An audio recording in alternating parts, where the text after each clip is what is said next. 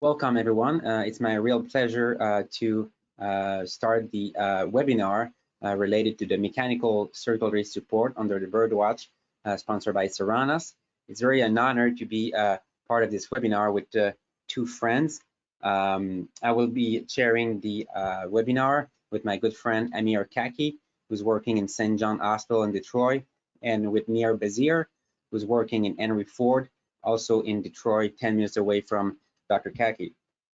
Today we're going to talk about the early bird bleeding system and how to incorporate the early bird bleed detection system, this new technology, into your practice, especially into hemodynamic support. So I'm going to start the presentation with a 5-10 minutes review of the technology, and after that we're going to share some case experience that we all had with the early bird bleed monitoring system. This is the technology, as you can see. First, it is a regular sheet, 6 French sheet or 8 French sheet, in 2 sizes. And what is very interesting is a new technology embedded in the sheet. As you can see, there's 2 sets of electrode embedded in the sheet with a dongle, which actually has an algorithm to detect bleeding. And I'm going to show you how it's working in the next few slides. But keep in mind that this is a regular sheet with a flush line with a stopcock, where you can use to put catheter inside or flush some medication through the side port. This is the way how it works. So this is detecting change in bioimpedance. The 2 set of sensor crosstalk together by sending a little signal, electric signal, subcutaneous, with approximately 5 centimeter of array around the signal, around the electrode. And when there's a drop of bioimpedance compared to the baseline impedance, the algorithm captures the drop of bioimpedance, which most likely associated with a drop of volume or bleeding, and categorize the bleeding into level 1, 2, or 3. This technology worked for the detection either of bleeding during the procedure or post-procedure, but also either at a level of the skin, subcutaneous, or also as a retroperitoneal bleed. So both for superficial bleed or for retrobleed. This is a little video animation showing how it works. This is a sheet that could be inserted in the artery or the vein. For this example, we have the early bird inserted in the vein, the femoral vein, next to a large bore catheter, either an Impella or a TAVR sheet. As you can see during the procedure, if there's a bleeding, you're going to be notified by visual notification or by auditory notification. Most importantly, when you remove the large bore catheter, when you do your closure, if there's a bleed, up to 12 hours after the detection system will be able to notify you and quantify the bleed with an alarm and with a scale of bleed on 1, 2, and 3.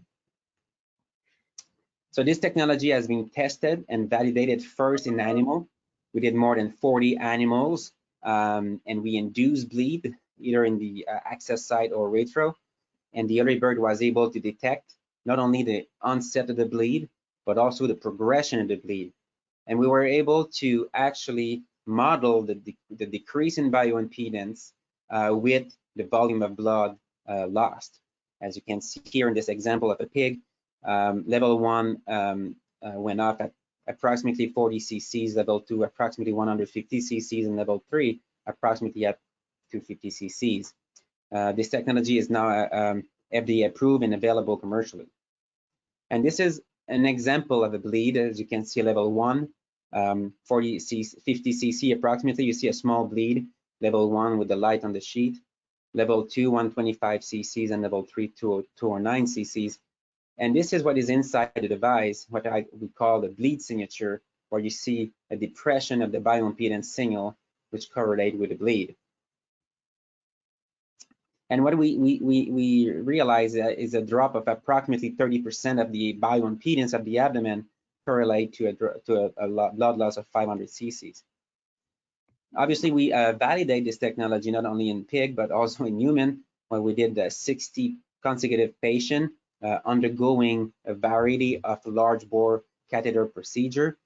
And the primary endpoint of this, the objective of this, was to evaluate the safety and the accuracy of the early bird but also to look at the accuracy to detect bleed compared to a CT scan. So all the patient had a CT scan before and after the procedure, and we'll correlate the bleed detection with the CT scan compared to the early bird device. So all the patients were pre-screened, all the patients underwent large bore procedure, and all the patient had a CT scan while the early bird was still in place, and the bleed was quantified. So this is the population that we study, 60 patients, some TAVR, some core valve TAVR, some sapient TAVR, some Impella also, but also some EVAR, MitraClip, TMVR, one valve replacement in the mitral place. So very wide variety of procedure. And very interestingly enough, only 35% of patients didn't have any bleed, and 65% had some sort of bleeding as detected by the early bird. And keep in mind, a level 1 is very small bleed, level 2 is also small bleed. Level 3 was 7%, which is a more significant bleed. So level 1 was 33%, and level 2, 25%, and level 3, 7%.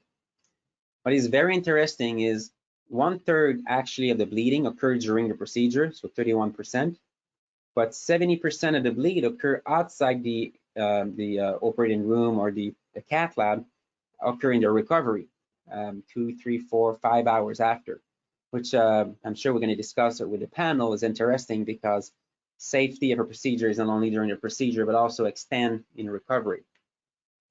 And we had an independent core lab analysis looking at these, and as you can see, by CAT scan, independent CAT scan assessment, 7% had no bleed, 56% had some sort of infiltration at the access site, 37% have some hematoma, some sort of hematoma, and no patient had a retro, and we can talk why no patient had a retro, but which is good news by itself.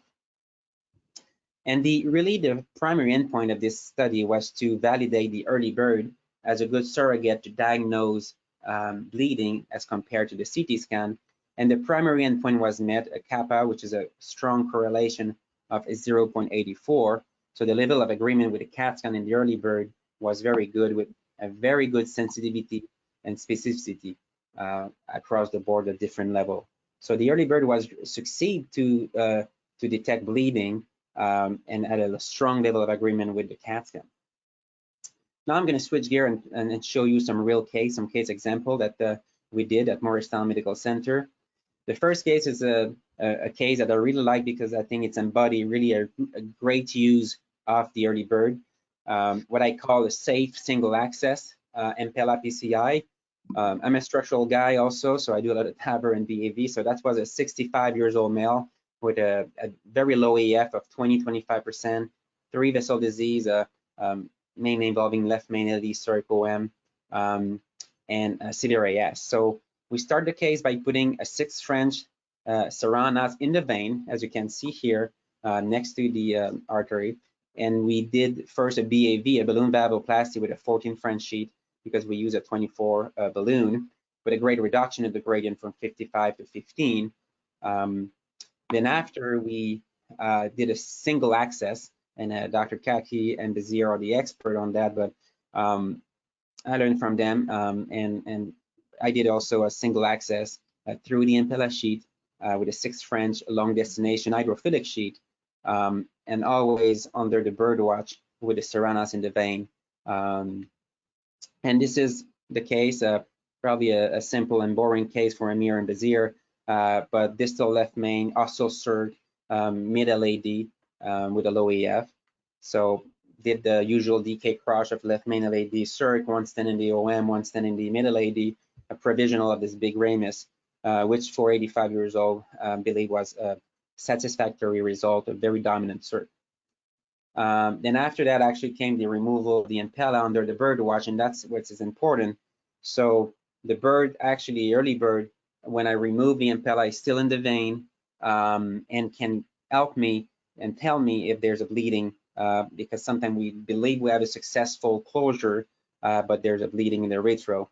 So what I do is that the early bird is on, is activated and assess the abdomen in the retro space, and when I remove the single access Impella, finish my pre-close, and I leave this venous sheet for 4 to 6 hours, and then I can be reassured if there's a bleed, the early bird will tell us.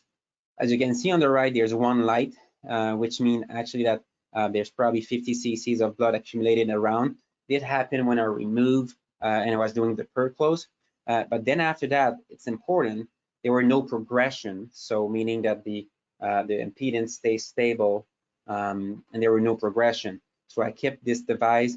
The patient was very sick. I kept this device for 12 hours, give some medication through the sheet, and there was no progression. So the patient had a very favorable outcome.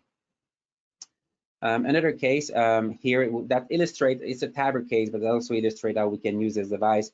Obese patient, BMI of 40, on steroids for arthritis, with a little small AAA. You can see the vessel are very borderline, around 4 to 5 millimeter, with a patient on steroid. So the plan was, patient has a severe AS. Obviously, the plan was to do a TAVR from the right femoral artery, but under the bird watch, given the fact that the patient was obese and was on steroid, from the right femoral vein with a 6 French. And I used the 6 French on the vein to deliver the pacemaker, the temporary pacemaker. The case, as usual, went very well. Deployment of the Evolut Pro with a very good result. And funny enough, when I remove the Medtronic e-sheet, the birds start to went off, and then I went crossover right away, and I took a picture, and there was a laceration of the external iliac. So quickly, actually, we brought a balloon and we tamponade with give protamine, tamponade for 5 minutes, took a picture, another 5 minutes, and there were no issue with no progression of the bleeds. So this was very important because the early bird notified us of a problem of the external iliac level, and that was the patient. I like to suture the early bird and cover with tegaderm, and for 6 hours there was no progression of any lights, which reassured me that there were no progression of the bleed in this very complex patient. And this is the signal that we have in the dongle. As you can see, there's a stable impedance, and then right away there's a drop of bioimpedance. Okay, this is what we call a bleed signature. I did a CAT scan just to see if there is a retro, and actually there was a small retro or a significant retro, but there was no real drop in hemoglobin. So really, this early bird detected this little laceration and potentially prevent a catastrophic outcome for this patient. Another case I think could be really correlate to hemodynamic support is a 85 years old female with very, very frail, with very small vessel and calcium everywhere, and a very high bifurcation, as you can see on the right. Okay, so we decided to do a TAVR with shockwave. So every time I push the limit, this is very small vessel, 4 to 5 millimeter with circumferential calcium. We push the limit with shockwave. I like to put an early bird. Just when I push the limit of efficacy, I like to increase the safety. So what we did is we put an early bird in the right femoral vein, and we put a 7 French sheet, and we did shockwave of the right external iliac and common iliac under the bird watch. There's no laceration. Then we insert the sheet with a little bit of grunting, but it went well from the first pass. And I believe the shockwave technology really changed a lot of our procedure these days, both for MPLI for the TAVR. We did the procedure with great result. In this case, I did an angiogram, a completion angiogram with a dry closure to make sure that everything was safe. And actually, I was reassured for 4 hours, no bleeding, as you can see, there's no light, with a great evolution. So the patient could go to the floor, not to the CCU, not to the CPACU. So what are the potential use? I'm going to conclude on that, the potential use of Theranos, and I'm going to give after that Amir and Babar the chance to talk. I think these days we push the limit with large bore catheter. We do a very sick patient and very acute situation and shock, and then we try to push the limit of efficacy. I think there's a lot of patients that will deserve also to increase the safety with a safety net. So advanced age, frail people, obese people, severe PVD, when there's a lot of calcium, acute presentation, when you cannot do a crossover or when you use shockwave. But also what I like is when you do single access with Impella. You don't want to do a crossover angiogram completion, it's fine, but at least I think the single access with the Seranas under the birdwatch could be very useful in these situations. And I've been using it also in different situations. When I have a new device, for example, this Manta, whether it's for TAVR or for Impella, you can have late failure. You can have, you're not sure, you cannot do angiogram completion. So I think to have the synergy with a safety device such as Early Bird could be very welcome. And this is, I put that for Amir. When you try to imitate Amir and Bazir and you try to do complicated thing, and there's a lot of sheet everywhere, especially when you start to have ischemic legs and your patient will be on ECMO, I think to have Early Bird, the detection of bleeding in the abdomen could be reassuring and could help you to mitigate some catastrophe. So I'm going to conclude here and then let Amir talk and present his case, which I think is a very exciting case. But in conclusion, I think Serana is a new technology that will aim to improve outcome through the detection and mitigation of bleeding complication. Can detect bleeding, but also detect the progression of bleeding in these complex cases. Obviously, it's a usual sheet, so it's safe and easy, and it's easy to use. And I think the animal study and the first in human study demonstrated the capacity to detect the bleeding, but also to monitor the bleeding with excellent level of agreement with CT scan. So I will stop there, and if we want to show send the control to Amir, very excited to see your first in human and the work of your great team. Thank you. Thank you. That was a great presentation, Phil. Can you hear me? Yes. Okay. All right. I'm just trying to get my sorry, my screen. Let me just X this out. No. I'm just trying to make this smaller. Okay, so I can see. Okay, can you hear me? Very well. Yeah. Good. All right, guys. So thank you, Phil, for having me in Seranis, and my co-presenter Bobber. It's always a pleasure and an honor to be on panels with you guys. So today I'm talking about a really exciting case that we did here in Detroit about 2 weeks ago. And interestingly enough, with this case, we did use the Early Bird in the first ECP case that was ever done in man. So I'm going to share with you the case and why I thought it was important to use the Early Bird, because it may be counterintuitive. If you look at the Impella ECP, this is expandable technology that's made by Abiomed. This has the same capabilities of the CP, which is able to provide greater than 3.5 liters of flow per minute. This is a 9 French catheter, and so you can see the drive shaft is 9 French. The sheath that you deliver it through is 9 French, and at its biggest diameter is 18 French. And the way that they're able to do this is with expandable technology.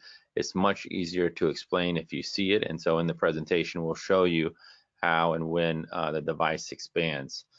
The indication initially will be for high-risk PCI, and the reason for that is the duration of the technology now permits use for 6 to 12 hours. We were very fortunate to be involved in the early feasibility study. The first, we've done 4 patients at St. John, we've done 2.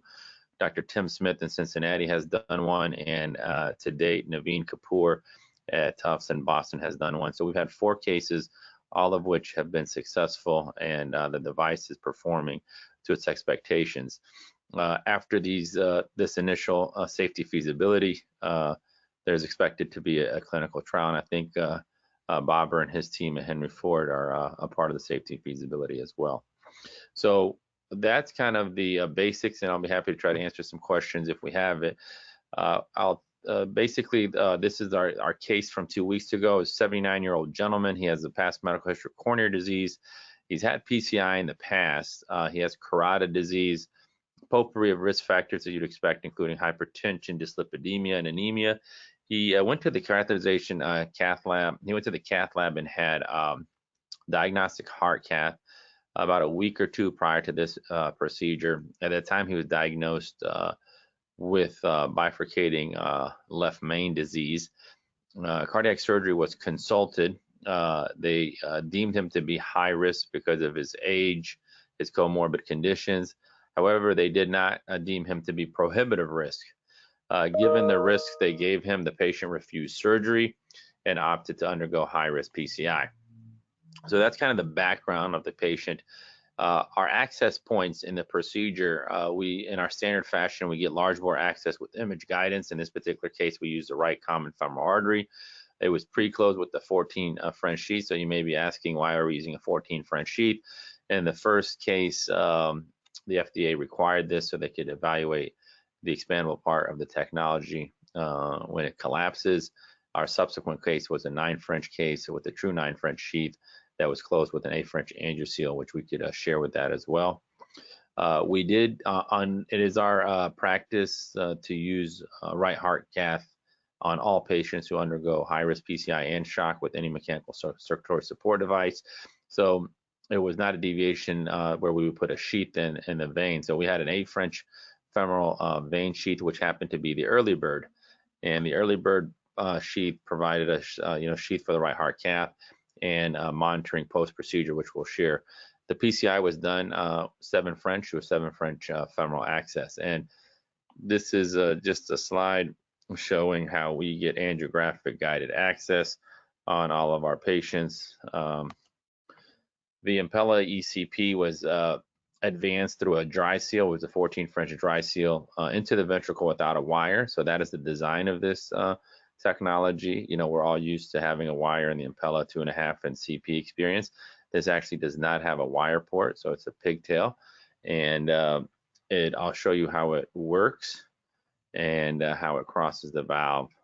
And see here, you could see the technology, the pump is going through the sheath, and then in the next slide, you'll see it come out of the sheath. And let's see here, sorry, coming out here. You can see the pigtail coming out. And then you see the pump expand, and there's the pump. And it goes around the arch, and you can see it's going without a wire. And let me show you the next. And here it goes around the arch and crosses right into the aortic, right to the ventral cross aortic valve. So if you had any question of, is it going to be difficult or is it possible to cross an aortic valve without a wire? This has answered our question. It's actually one of the endpoints in this trial in the safety trials, how long does it take to cross the aortic valve? In the first case, it took us 1 second, and we were actually timed. In the second case, we struggled a little bit. It took us 2 seconds. So it crosses very easily. So you can see how there's the pump, and you can see the marker that's across the aortic valve. So the inflow is in the ventricle, the outflow is in the aorta, and you could see that is kind of how it works. So that's a lot easier than trying to explain it. So regarding the PCI, our strategy was to do IVUS guided PCI, the left main. The left main was a Medina 111. Our initial strategy was to do a DK crush, but we changed in the procedure. I made an ad hoc decision, which we'll share with you. The LAD based on the IVUS had concentric superficial calcium, which we felt was appropriate for atherectomy. Orbital was our choice. There was some concern about the acuity of the angle of the circumflex, so we deferred doing atherectomy there. And here's the angiogram of the lesion, and the patient's ejection fraction was about 40%. So you can see heavily calcified high-grade stenosis at the distal left main, prox LAD, and proximal circumflex. And the patient had a moderate diffuse right coronary artery. This is showing that we did IVUS of the circumflex and also of the left anterior descending. Let me see, we'll show you the IVUS of the LAD. So the LAD was prepped, vessel prepped with orbital atherectomy. We did 2 runs, kind of which is our practice. Initially, the patient tolerated the atherectomy very well on support. Subsequently, we did kissing balloons, and we'll show you the kissing balloons here, just basic. This is the atherectomy coming in. We did the LAD, and here's kissing balloons as a part of our strategy, and you can see the pump is in place.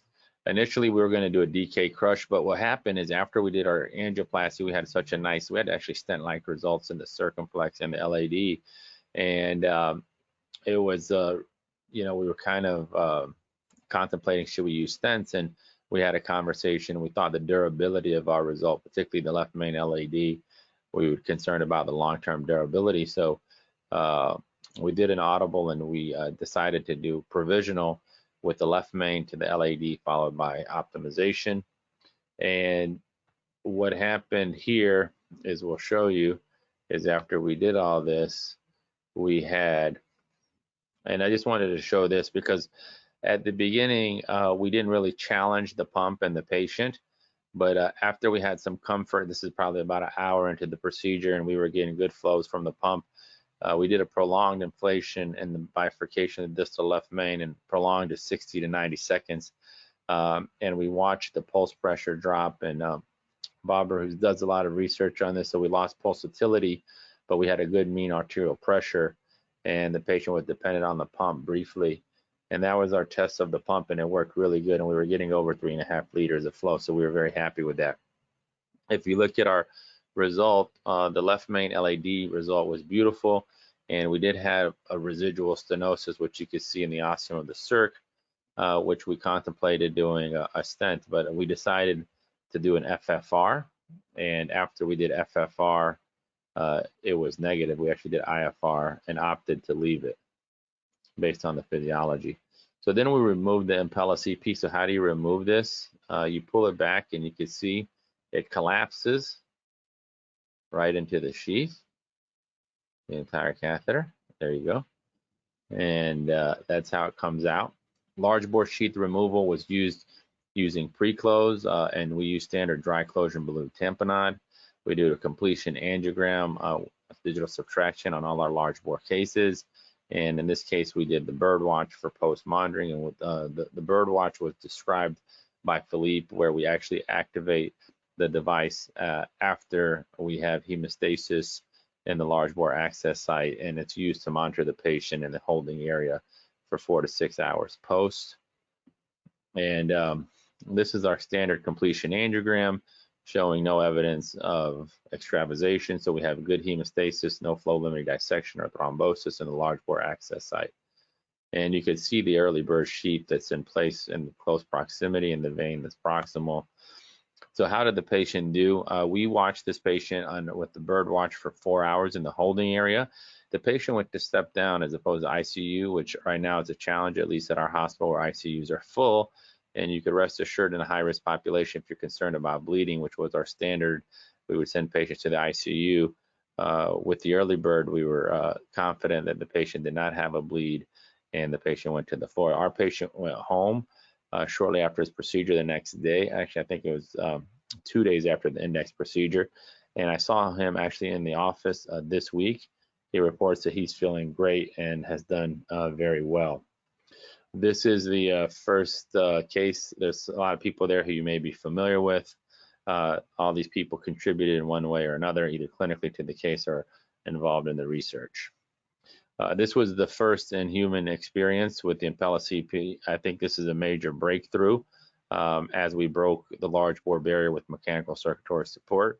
It'll be interesting to see what Bobber and our colleagues at Henry Ford, who have led the way with mechanical circulatory support. So this is something I think we all in interventional cardiology right now are very excited about. So briefly would like to talk about what is the safety data as we start to use more devices, at least mechanical circulatory support devices.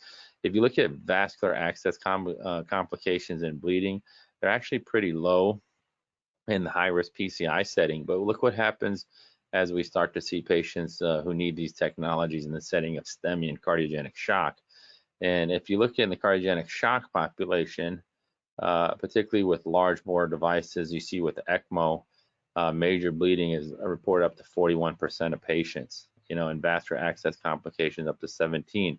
What's interesting is as we look at Impella, it's actually going down, and I'll share with you the reasons why major bleeding and vascular access complications are going down. What I find very striking here is if you look at vascular access complications and bleeding with balloon pump, And it's interesting as balloon pumps are class 3B, and you could see it's counterintuitive that you have an A-French device that's causing potentially more bleeding and vascular access complications. So why is that? This is what I think is going on. I think what we're seeing as it relates to Impella, and this is the data supports this theory, as you can see, there's continuous improvement, not only in the sheath technology innovation now as we're going, making the devices smaller, potentially with this breakthrough with ECP, eventually in sicker shock patients. But more importantly, I think is as operators, our experiences continue to evolve and improve, and a lot of us have adopted best practices. So we've learned from each other the use of image guidance, the use of micropuncture, the use of pre-closure, post-closure, balloon tamponade.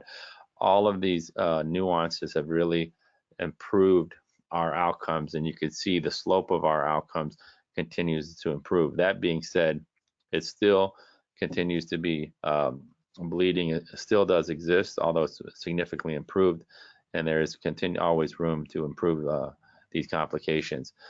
This is Jason Walmuth came up with this. Him and Dwayne Pinto published this. They came up with a single access, and they have actually, if you look at the CVAD data, registry data, they have low single-digit vascular access complications by mitigating a secondary access site.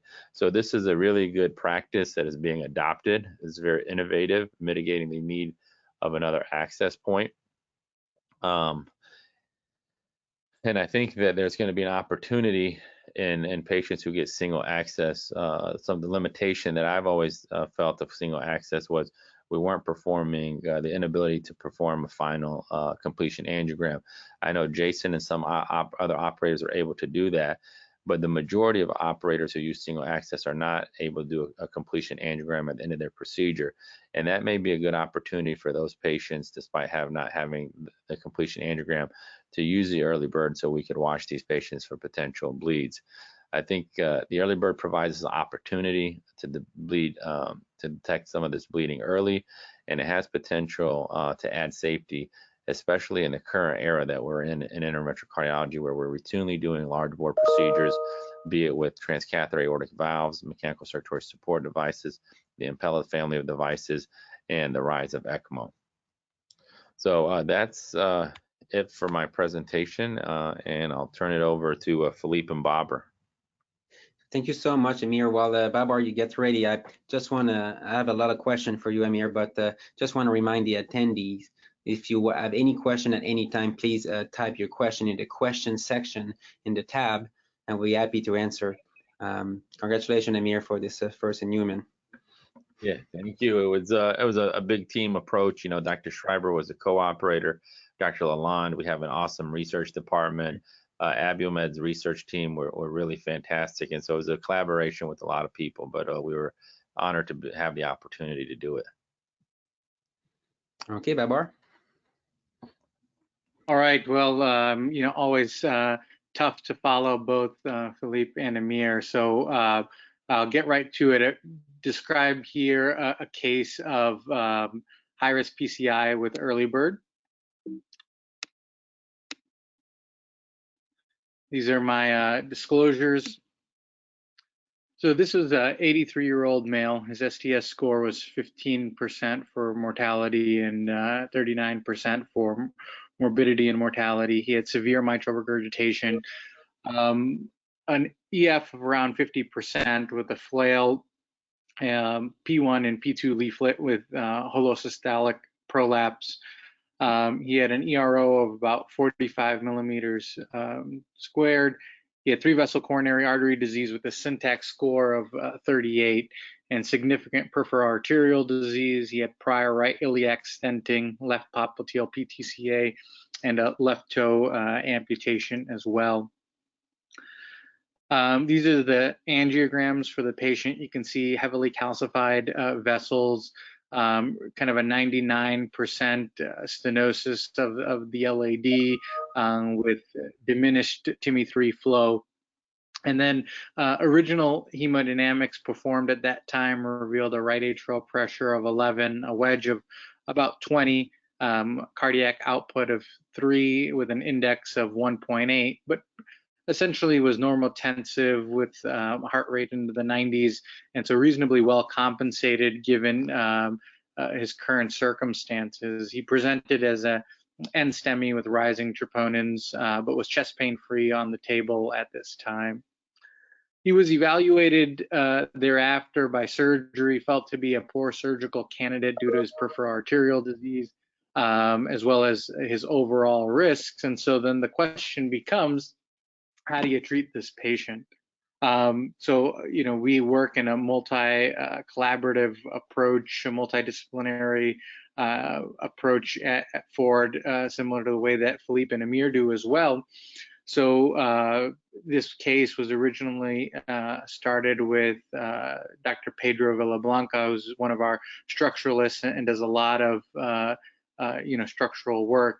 So our plan after the original heart team meeting was to essentially provide 3-vessel revascularization followed by mitral clip. So how do you approach this calcified, difficult disease? Well, the best way not to get a vascular access complication is to go radial. And so we actually originally went 7 French right radial access. You can see here, though, this was kind of late on a Thursday evening, I believe, where a JR4 guide was placed, a wire was sent down, and the original balloon used was about a 2.5 balloon, and you can see that the patient's RCA did not expand. We thereafter brought down a 3.0 balloon, and again, you can see the poor expansion there. So we took a picture. Luckily, there was no dissections. At the end of the day, before doing a complex PCI, the operator at the time stopped and brought the patient back the following day. So at this time, the operator chose to go 8 French femoral, given the need for atherectomy, given his severe mitral regurgitation and poor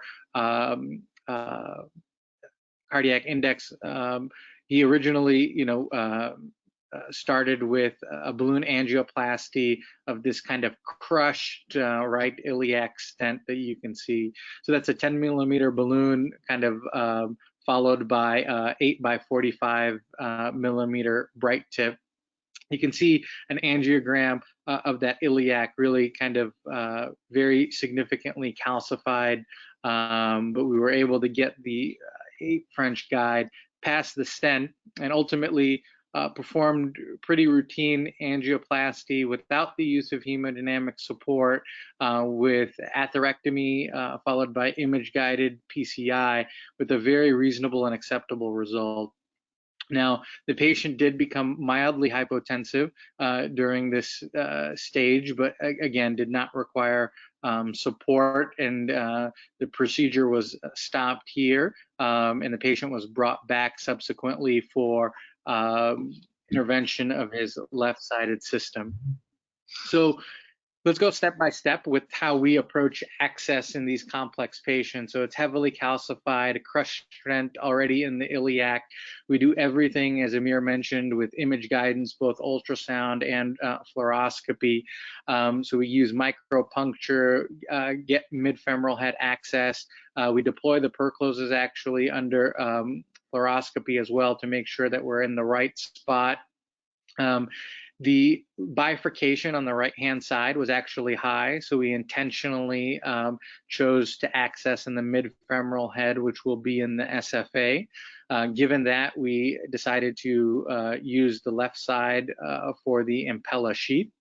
Impella was used with anesthesia, actually, in this case. The patient was previously hypotensive. We started with an early bird and a right heart catheterization. His index was actually a little bit lower at around 1.6. So we felt much more comfortable doing a complex intervention with hemodynamic support guided by invasive hemodynamics. And a single access was not used in this case because of the issues that we felt may occur with a kind of the tight segment in the iliac with that crushed stent being in place. So this is the baseline angiogram through the guide, so you can see it a little bit better. You can see really that there's just kind of a sliver of a flow towards the inferior aspect of a heavily calcified LAD. So we, basically approach this very similar to a CTO. You can see on the right-hand side that the circle is occluded and there's osteal disease of this ramus as well. So we were able to cross ultimately, not with a run through or an XTA, but with a Mongo wire. We were able to, get the Corsair at the proximal cap, but we were actually not able to pass anything through.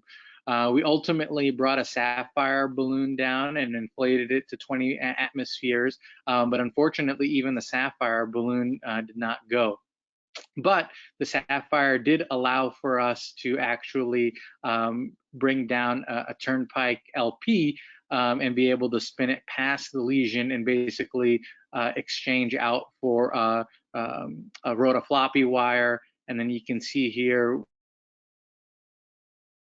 rotational atherectomy with a 1.5 millimeter burr. You always question whether you need hemodynamic support. We were able to do atherectomy of the RCA without that. Here in this case, as we were doing the atherectomy, the patient was basically lost pulsatility and was flatline on the impella. And so, as we usually do, clearly picking the right scenario for the use of these kinds of devices. So after that, we stuck to our same plan. We did image guidance. We performed PCI of the LAD. The ramus had significant disease as well. We were able to get good balloon expansion using Wolverine cutting balloons, and we performed image guided PCI using a mini crush technique. So you can see bring the stent back just a few millimeters. We were able to crush it, take a picture. We had good distal runoff.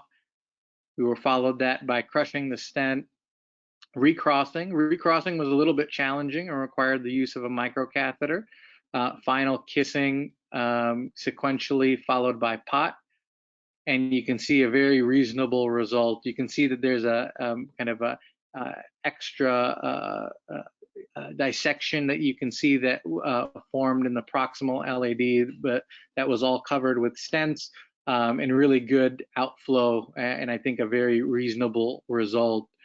We repeated hemodynamics, and his cardiac index had come down slightly, but we were comfortable with the hemodynamic support devices coming out. So we took the impella out. And in this case, we were really worried about his access given the amount of calcium that was there. And so what we did was we took a balloon, came up and over. You can see the balloon inflated, then deflated, and then kind of coming down. It was really kind of a longer procedure. This is kind of 3 hours into it, to be quite honest with you. We deployed the PER closes, and what you'll see here is on our final angiogram, you can see that there's a little bit of bleeding. So this is a common scenario. We want to try to take care of it right then and there. We take an RAO projection here as well, and you can see anterior bleeding pretty well on this DSA image. So we bring a balloon down to that level, perform dry closure for 2 cycles of 5 minutes, and take a final picture and get a very reasonable result. And I think this is where the early bird technology really is helpful. So we knew it was going to be a hard access. We had bleeding here. We had the early bird on this side. And this is where you're going to get a lot of relief, not having to worry about this access site for the middle of the night.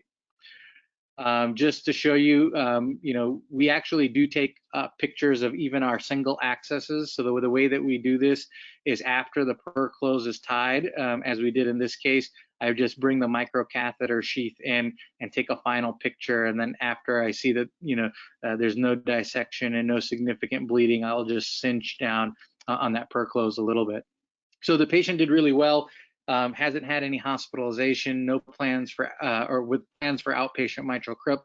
He never got a blood transfusion, no vascular access complications, and really the early bird gave us a tremendous peace of mind here, right? So this patient was somebody we're really worried about, elderly, CKD, heavily calcified vessels.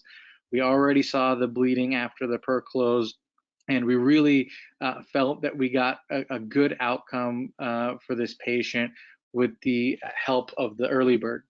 And I think what we're going to hope to try to prove, and all of us are going to be investigators in this, is really how low we can get the complication rate with hemodynamic support and complex PCI. So Amir mentioned really eloquently that there is a lot of best practices that we need to incorporate in our regular practice to be able to get really good outcomes when it comes to large bore access, particularly for hemodynamic support and complex PCI.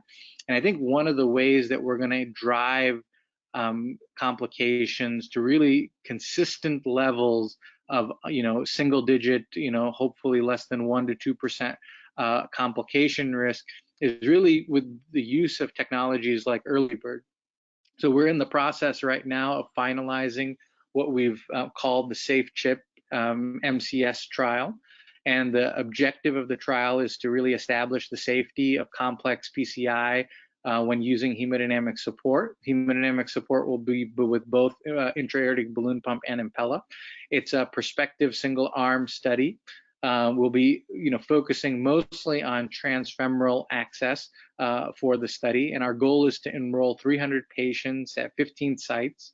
We're going to monitor these patients, up to 24 hours for complication rates, and I think you're going to get a really clear idea of what the vascular access complication rate is in the United States when doing high-risk PCI with hemodynamic support. So we're really excited about this, and I think at this stage what we can do is let me exit out. If anybody has any questions, this is my contact information. I really appreciated being a part of this, and happy to take any questions. But Philippe, I'll kick it back to you.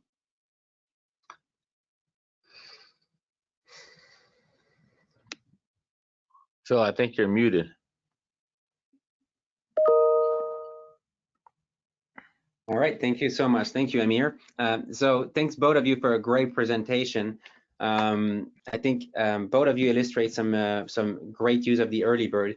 I'm going to kick off with one question. We have some question from the audience. Again, I'm going to try to crystallize. But Amir, you said that you demonstrated the balloon pump having more bleeding complication than the current Impella experience. That's for me a little bit bizarre, but that's actually I think we can rationalize and explain why it's like that.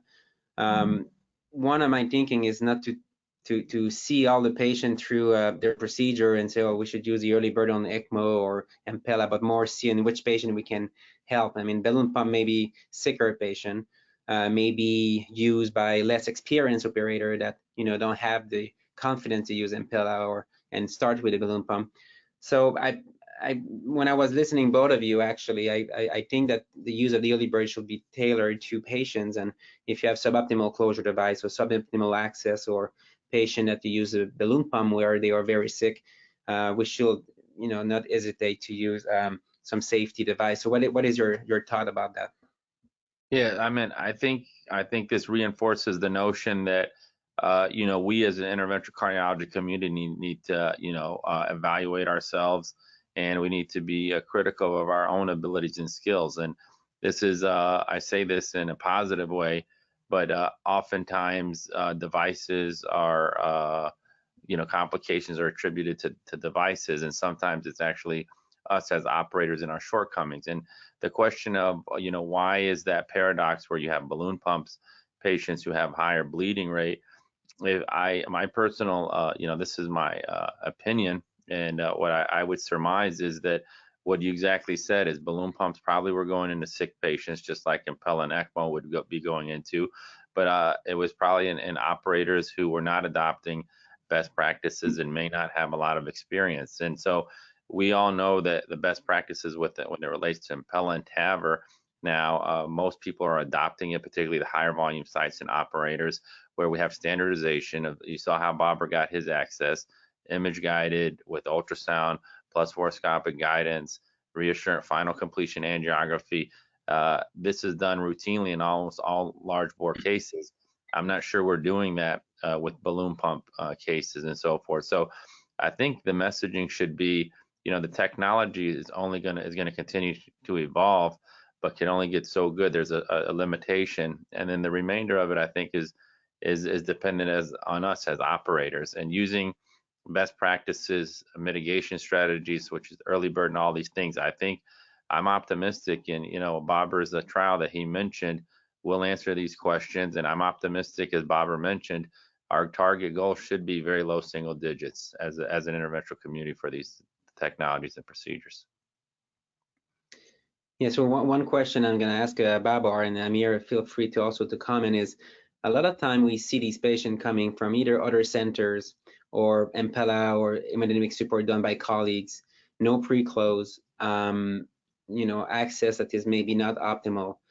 Do you have some algorithm or protocol to Impella removal or large bore removal?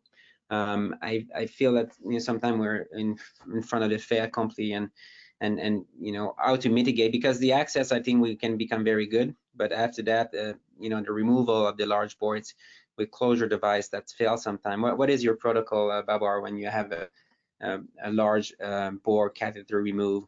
Do you do that in a cath lab? Do you use crossover? Do you use, what is your strategy? Yeah, I think it's a great question. I think you have to be able to do multiple things to be able to take care of these patients. So the first point that you brought up that I think is really crucial is that when it comes from outside of your center, you have to really take things very cautiously. So we've had cases, for example, where there were PER closes, but the PER closes were under a dissection flap, right? Or the PER closes were kind of, as soon as we cinched them, basically we shut down the artery, and they were on the posterior aspect of the vessel. And so you really have to be really cautious. I think anything that comes from outside institutions or operators who you're not familiar with should definitely be taken to the cath lab and to be taken out with a lot of caution. We take out a lot of hemodynamic support devices through a radial approach, actually. So the crossover technique is great, but then adding another access site, using a contralateral femoral access can always add to that case dynamic. So we do a lot of radial interventions to kind of close things up. But I think you have to have good comfort doing multiple things, and that includes the use of PER close, manta, balloon tamponade. You have to be able to bail yourself out with covered stents. And I think in a pristine artery, when hemodynamic support is used, you can actually use manual pressure and get a very reasonable outcome as well. But I know Amir has a lot of experience with this. What do you think, Amir? Yeah, I feel very, very strongly that regardless of the operator's experience and regardless of the institution, that all large bore large bore catheters should be removed in the cath lab. And the reason I say that is you have tremendous control. And the point that Bobber was making is you could really exercise all these skills that I think a contemporary interventional cardiologist should have. You should be able to do balloon tamponade from the radial. You should be able to do post-closure with hybrid strategies with PER close, angioseal. All of us should know how to do a covered stent. And so these endovascular skills, I think, are really mandatory if you're going to be someone taking shot call, STEMI call, using these devices and technology. So I'm very adamant they should all come back to the cath lab, regardless of the operator's experience, regardless of how good the institution is. You have tremendous control, and if you have a lot of options once you're in the cath lab with an experienced team. So I feel strongly about that, and I think the data will support that. We're going to collect that data and protect for. Yeah, that's a great point. So one thing, Amir, you mentioned is a patient disposition. Your patient went to, can bypass the CCU and can go to the floor. And this is something I started to do more frequently, especially when COVID hit and we were limited in number of bed and CCU. And we started to do a lot of TAVR, same day discharge, where you do 2-3 TAVR a day, and you, instead of 6 or 8 as usual, and then you cross over from the radial and you use early bird. So what we did lately is to try to use the early bird as a patient disposition tool to bypass the CCU, go to the floor, and enhance the discharge pathway. When I was looking at your Impella 9 French, I was wondering when you're going to discharge a patient same day with the Serana's Impella guidance. I'm sure you're going to do that soon, but what is your vision in the in terms of efficiency of these large bore catheter, and in terms of safety, and maybe a place where the early bird can enhance patient disposition? Yeah. So, although Bobber is down the street from us, we practice in very different environments. And I say that because Bobber is in a hospital that probably has the most ICUs in the country, is my understanding. And I'm in a small community hospital where we have 12 ICU beds at our disposal. And I could tell you, I did a TAVR on Tuesday, and there was no ICU bed, so the patient went to the floor. We did 2 Impella cases this morning. We had no ICU beds, and these patients had to go to the floor. And this is why I think this is where the early bird could really help us, where ICU beds, at least in my practice, historically, every large bore procedure patient would go to the ICU for at least 24 hours. And the biggest concern, if we had an excellent result with the procedure, was monitoring the access site. And I think that, you could use the early bird. We could leverage the safety aspect of this device to give us some reassurance that when a patient is going to a floor and the nurse is on a 4-to-1 ratio, that by the time there's a bleed up there, if it was not detected, oftentimes could be catastrophic, if not fatal, as opposed to our ICUs, where oftentimes it's 1-to-1 and bleeding can be caught very early, and we could act upon that. So depending on your environment and your access to resources, intensive care beds, nursing staff, etc., I really do think that this is an opportunity for the early bird, for at least in my experience. Bobber, do you guys ever have ICU bed shortages? I presume you did, because you're a tertiary care center. Yeah, no, I mean, we're in the same boat, though. Our ICUs are completely full, despite having a lot of them.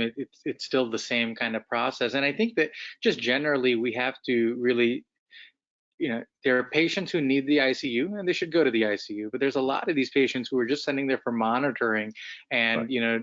The early bird allows for rapid monitoring and identification of bleeding, and that's really what we're looking for as kind of the primary problem in some of these cases. And so I think we can definitely escalate patients getting home quickly. I think one thing I just want to let the audience know, and I think it's really, really important, is at the end of the day, the current practice in the United States is that these devices are still associated with significant bleeding, and we're getting better at that, but we're really not there. And we just have to ask ourselves the basic questions: is that, listen, if you needed an Impella assisted high risk PCI right now, and you used all of the best practices, you're going to use hemodynamic monitoring with the right heart cath anyway. Why not use early bird and make sure that you're not actually bleeding after the case? Monitor somebody for 4 to 6 hours as the anticoagulation wears off, and then feel much, much more comfortable that that site is not a problem. And when you really think about it in that way, there's really not a good reason not to use this technology. Yeah, Bobber, your point's really good, because you're not adding any risk to the procedure. You're doing a right heart cath. You need a sheath for that anyway. So your point is well taken. You're not adding any additional incremental risk by using the device. Well, I cannot think of a better way to conclude this webinar. I think you both summarized very well. So I want to thank both of you for your great presentation. I want to thank Serana's for organizing this, and all the attendees. Thank you, and hopefully we're going to be able to do that again. Thanks all. Thank you. Be well.